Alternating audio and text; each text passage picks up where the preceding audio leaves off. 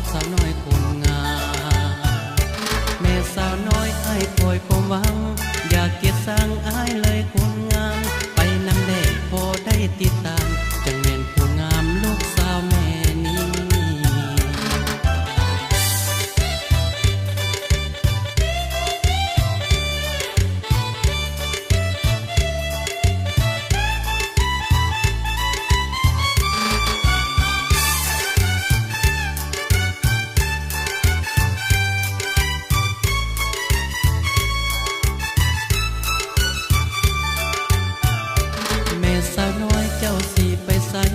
ไปทางใดขอไปนำแด่อายจะช่วยเป็นคนดูแลขอไปนำแด่สาวน้อยคนดีสาวน้อยเอ้ยเจ้างามแท้ได้อย่าเอียงอายเลี้ยวมาทางนี้ขอทำแด่อายุจักปีคือจังผู้ดีผู้งามกระดอโอ้สาวน้อยเจ้าอย่าเหมือนเสยขอเป็นเคยแม่นางได้บอกขอเป็นผู้พะนาวพะนอกจากมาหัวหมอกับสาวน้อยคนงามแม่สาวน้อยอ้ายคอยความหวังอยากเกียรติสร้างอ้ายเลยคนงามไปนำแด่พอได้ติดตามจังเห็นเจ้างามลูกสาวแม่นี้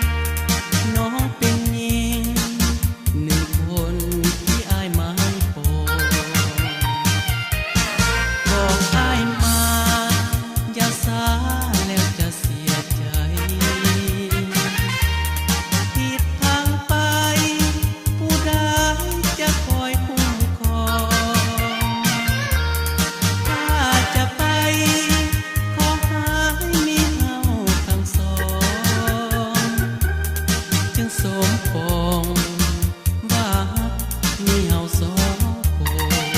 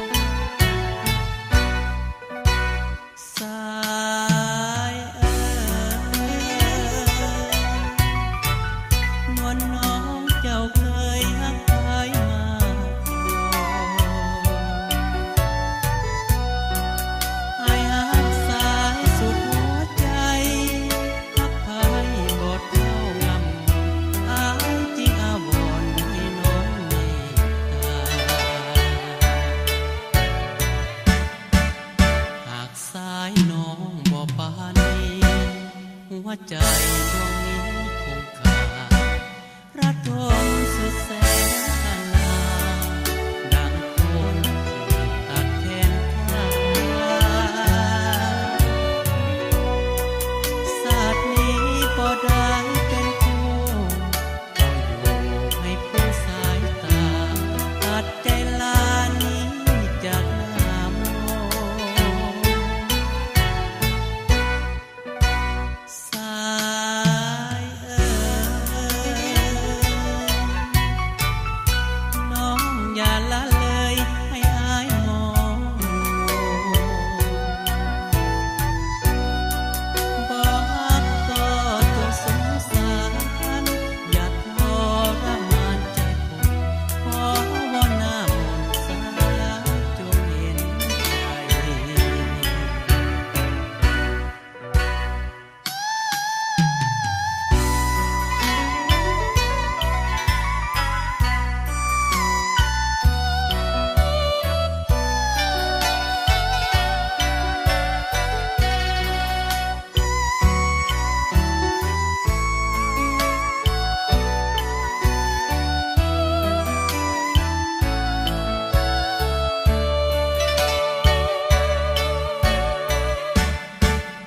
หากแม้นสายบ่ปานนี้หัวใจดวงนี้คงขาดระทมสุดแสนอันลาดังคนถูกตัดแขนขาศาสตร์นี้บ่ได้เป็นคู่ก็อยู่ให้ของสายตาตัดใจลานี้จากหน้ามองสายน้องอย่าละเลยให้อายมองบอกก็จงสงสารอย่าทรมานใจคนขอวอนหน้ามนต์สายจงเห็นใจ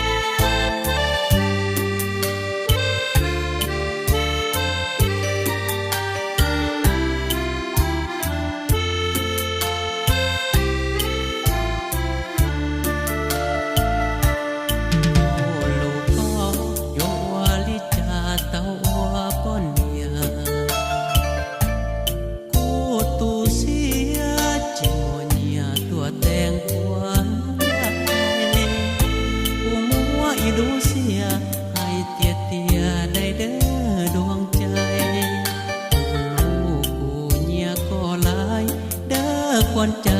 เรามองเพียงอยากขอให้อายจริงมองเพลงนี้ฝากส่งโอ้ลงเดามองก็นั่นยงจนอายลงก็ยงเตี้ยเตี้ยถ้าได้เป็นเมียอายขอสมัครขอบอกให้น้องรู้จักว่าอายลงหักเงามองเมกาผู้ยงเสียอีกเต่าตัวปอกอีเยาคิดอยากจะเอาน้องเป็นพันยาขอบอกให้รู้ว่าผู้ลูกเงามองเมกาขอบอกให้น้องรู้ว่าเงามองเมกายงจะติดใจผู้ปอกอีเย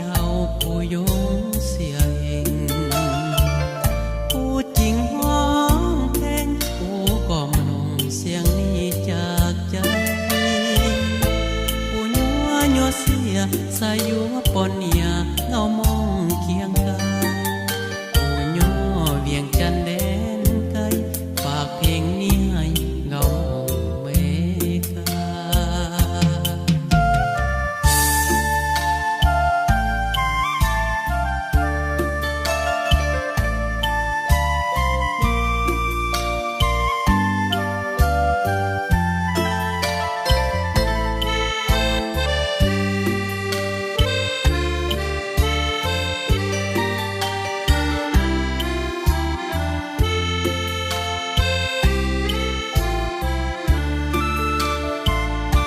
ผู้ยงเสียอีกเอาตัวปอกอ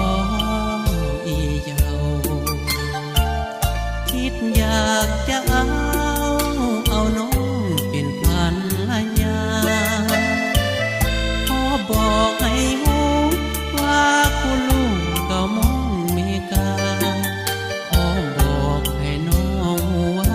เงามองเมกายงชาติใจ ผู้ปกครองอีเหยาผู้ยงเสียเหง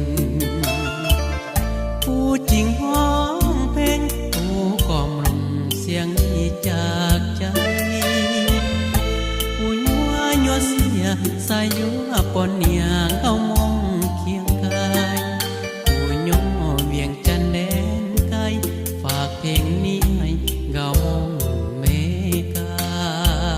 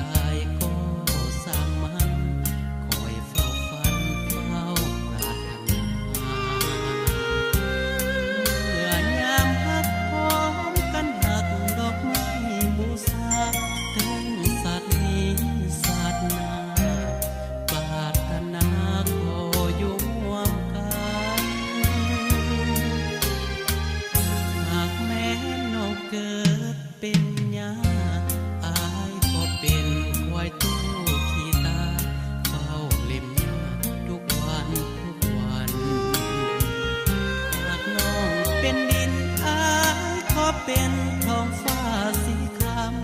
ถึงแม่น้องเป็นน้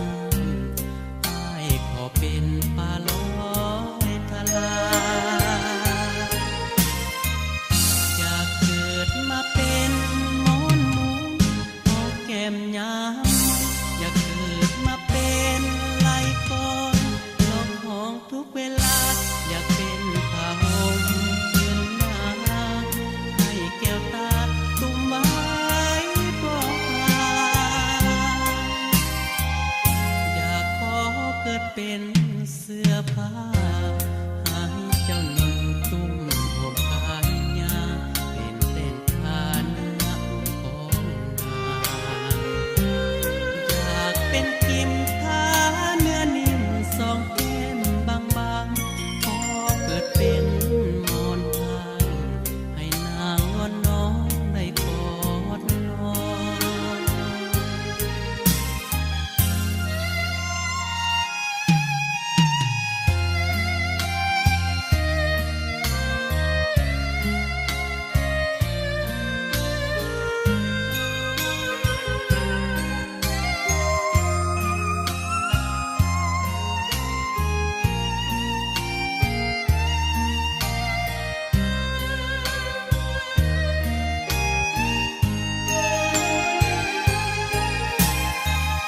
อยากเกิดมาเป็นมอนหมูหอมแก้มยามอยากเกิดมาเป็นไหลก่อนหลอกห้องทุกเวลาอยากเป็นผ้าห่มยืนหน้าให้แก้วตาตุ้มไว้บอกลาอยากขอเกิดเป็นเสื้อผ้าให้เจ้าหนุ่มตุ้มห่มกายยาเป็นแป้งทาเนื้อผมของนางอยากเป็นกิมทาเนื้อนิ่มสองแก้มบางๆขอเกิดเป็นมอนข้างให้นางงอนน้องได้กอดน้อง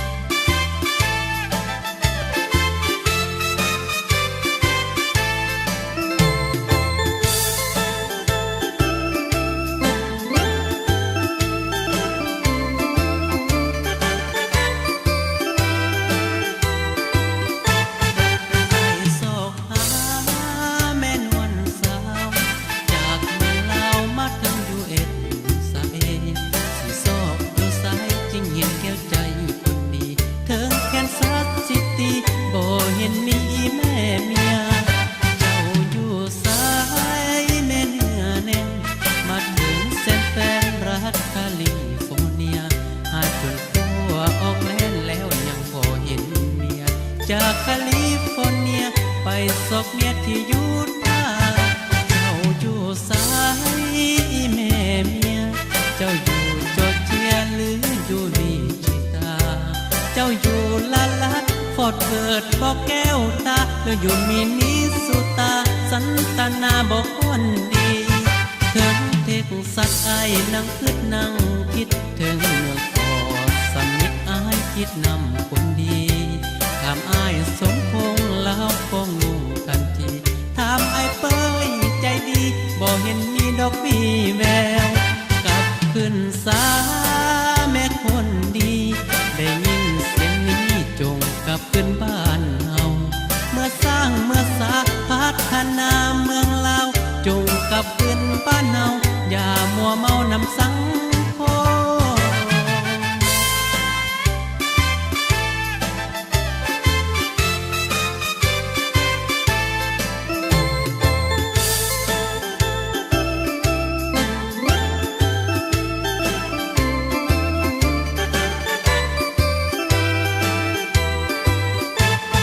เจ้าอยู่สา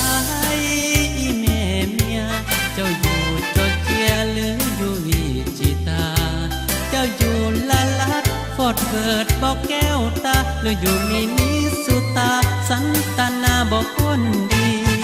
เถิงเพกสัตว์ไอ้นั่งคิดนั่งคิดเถิงเมื่อก่อนสมิทอ้ายคิดนำคนดีทำอ้ายสมพงษ์แล้วก็งงทันทีถามไอ้เป้ยใจดีบ่เห็นมีดอกมีแววกลับขึ้นสามีคนดีได้ยินเสียงนี้จงกลับขึ้นบ้านเฮาเมื่อสร้างเมื่อสาพัฒนาเมืองลาวจงกลับขึ้นบ้านเฮาอย่ามัวเมานำสังคม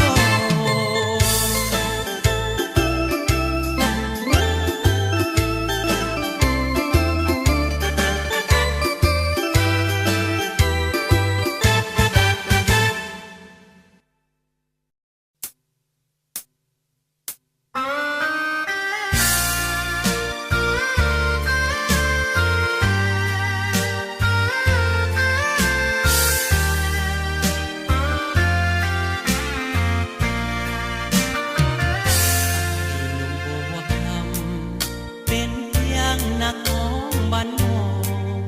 บ่ดังเหมือนคนอื่นดอกนักร้องบ้านนอกทำให้ไทยนา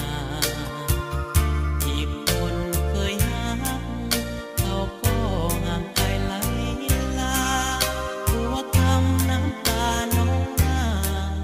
ขอลาจากคนใจดำไอ้หนุ่มบัวคำเฝ้าจำคำแม่บอกเขาเป็นเพียงเด็กบ้านนอกบ่สู้เขาดอกหน้าตาหมกคำได้แต่พะวงลุ่มหลงรักแต่คนงามจำเป็นต้องมาน้องซ้ำอ้ายหนุ่มบัวคำสามใจเลื่อยมาอย่าทรมานหัวใจของคนบ้านนอกบัวคำบ่มีหยังดอกเป็นคนบ้านนอกทำให้ไทยนาหัวใจดวงนี้บัวคำก็มองพนาขอวอนน้องจงเมตตาโปรดกรุณาอ้ายเถิดคนดีบัวคำ ศอกซ้ำจึงขออำลาหอบความรักนี้ขึ้นมาขอแก้วตาจงช่วยไปจงช่วยดูแลเก็บไว้ให้อ้ายอย่างดีอย่าให้คนทรพีมาหอบหักนี้เอาไปสาเลย